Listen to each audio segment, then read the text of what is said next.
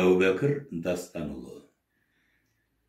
Пай, бұл не деген мақтаншақтық? Керек пе мақтаншаққа асқан сақтық? Мақтайды қысы жазы күндіз-түні, онда жоқ құрбы өсуден жасқан бақтық. Пай, бұл не деген жалған бөспе? Секілді шығу сарзан бөшке, жүреді ісіп бөртіп жерге сыймай, бөседі мақтанады таңнан кешке.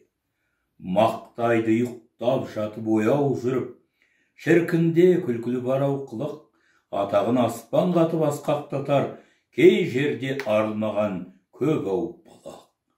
Бәр соған тәңірдей табынады, жағымпаздар жабыла маңырады, жылпостар бір-бірінің аузын жалап, бір-біріне жымиып жағынады. Ой, рахмет.